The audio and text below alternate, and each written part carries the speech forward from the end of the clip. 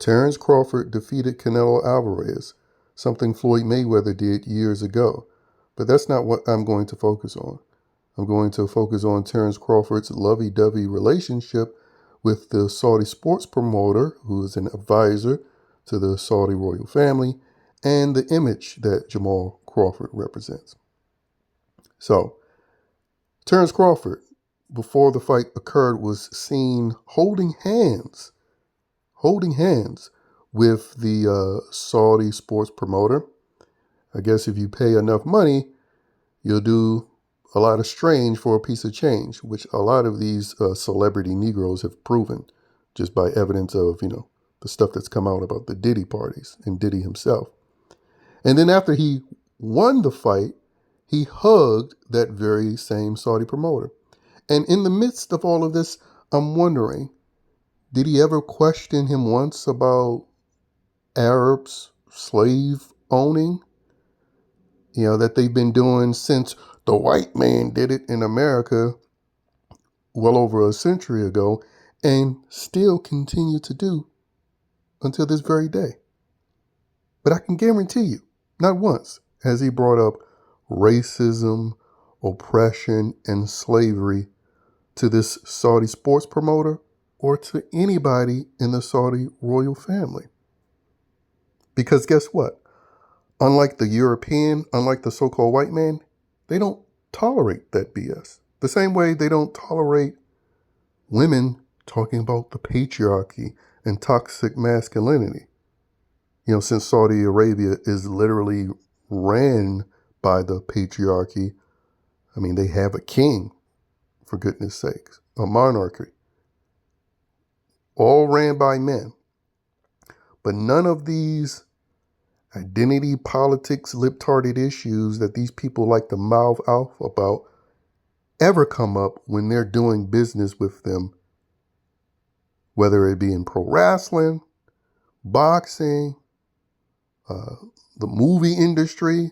I found out that this Saudi sports promoter was recently in a mainstream Hollywood movie.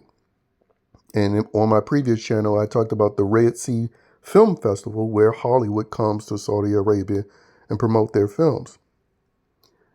And I'm just going to tell you what that is a reflection of. The reason why Negroes and other groups of people don't bring their so-called grievances, to people like the Saudi royal family is because they stand firmly for what they believe in and what they do. And so, yeah, they can kill a journalist in opposition to their agenda and have no one questioning them on it. And guess what? Liberals who are supposedly against that sort of thing, they will silence other liberals who may dare for a split second to try to question them on it. And you know what? It's something the so-called right wing, it's something that conservatives could learn from these people. It's a prime example that the only thing that liberals respond to is assertion, is force. And they know if they dare to bring any of that up, then the Saudis will assert themselves. Especially if they had the audacity to bring that up while in their country. But again, it also just goes back to specifically focusing on Negroes, just the absolute phoniness of so-called black people. Right now you have Negroes celebrating yet another white death with Charlie Kirk. And the things that they'll bring up is, oh, he's racist. Oh, he's a reflection of the slavery and oppression in America among so-called white people. But never do they bring any of that shit up or expect their celebrity icons like a Terence Crawford, they never expect them to bring any of that shit up to the Saudi royal family, to Arab Muslims, who not only had a tougher version of slavery back in the day when America was engaged in it. But they still have slavery going on now. But not a peep. Not a peep at all. It's because they don't actually care. They just weaponize it and use that narrative against people stupid enough to care. And quite frankly, so-called white people are stupid enough to care. So stupid that they're willing to fight and kill each other over it. To impress these dingbat Negroes and other POC groups who openly hate them. Meanwhile, the Saudis and the Saudi royal family, they command and demand respect, and they get it. Which is why they don't even bring the shit up. Instead, they go over there, shake hands, kiss them, who knows, even ingest some of their human feces because they like those porta potty parties. But yeah, they just go over there and accept that money and go back on their merry way, not bringing anything up that they're supposedly concerned with when they're here in America or in Western Europe confronting so-called white people about it.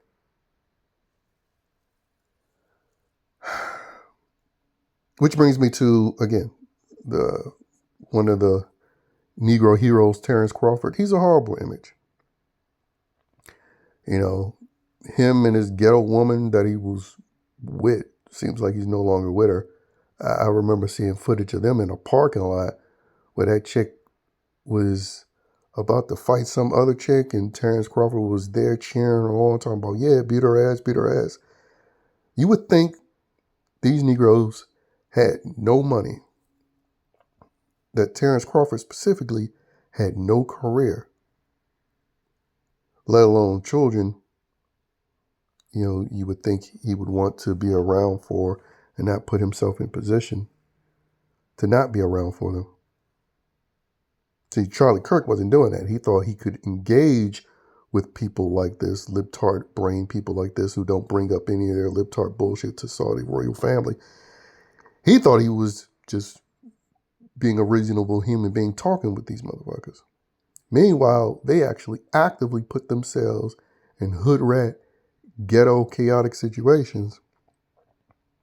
And it doesn't matter if they have money or not. But he also represents the image of a single mom raised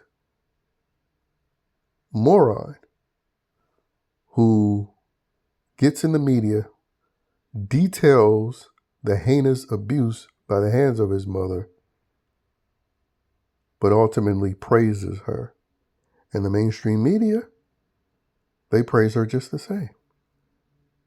Now, you know, when you hear about the stories of Joe Jackson, they'll bring what he did up. They'll bring up, you know, the Williams sisters' dad.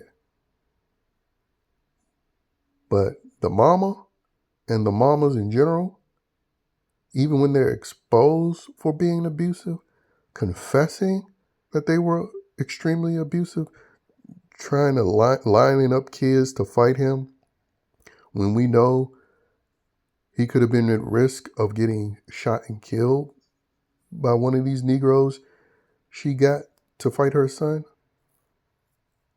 Or he could have been, you know, in a situation where the violence led to him killing someone and then getting locked up.